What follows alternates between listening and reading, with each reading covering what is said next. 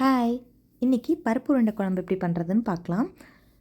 அதுக்கு ஃபஸ்ட்டு நான் துவரம் பருப்பு அரை கப்பு, அதுக்கப்புறம் கடலைப்பருப்பு அரை கப் எடுத்து நல்லா தண்ணியில் வாஷ் பண்ணிவிட்டு ஒரு அரை மணி நேரம் நான் அதை நல்லா ஊற வச்சுக்கிறேன். பருப்பு ஊறினக்கப்புறம் தண்ணியை வடிச்சிட்டு ஒரு மிக்ஸி ஜாரில் பருப்பை ஆட் பண்ணிவிட்டு கொஞ்சமாக சோம்பு, வரமிளகா, அதுக்கப்புறம் பூண்டு, கொஞ்சமாக உப்பு சேர்த்து அதை அரைச்சி எடுத்து வச்சுக்கிறேன்.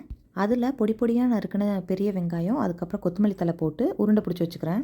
அதுக்கப்புறம் ஒரு கடாயில் எண்ணெய் ஊற்றிட்டு எண்ணெய் காஞ்ச உடனே கடுகு போட்டு கடுகு பொரிஞ்ச உடனே அரை ஸ்பூன் வெந்தயம், அதுக்கப்புறம் அரை ஸ்பூன் சீரகம் உள்ளே ஆட் பண்ணிவிட்டு அதுக்கப்புறம் பொடி பொடியாக நறுக்கி வச்சுருக்க பெரிய வெங்காயத்தையும் உள்ளே ஆட் பண்ணிக்கிறேன். வெங்காயத்தை நல்லா வதக்கிட்டு வெங்காயம் கோல்டன் ப்ரௌன் ஆனக்கப்புறம் அதில் ஒரு 4 பல் பூண்டை நான் கட் பண்ணி ஆட் பண்ணிக்கிறேன்.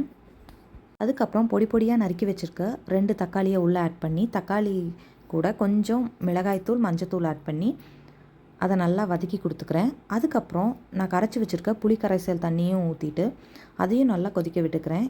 இப்போது நான் தேவையான அளவு உப்பு உள்ளே ஆட் பண்ணிவிட்டு குழம்புக்கு எந்த அளவுக்கு தண்ணி வேணுமோ அந்தளவுக்கு நான் தண்ணி உள்ளே ஆட் பண்ணிக்கிறேன்.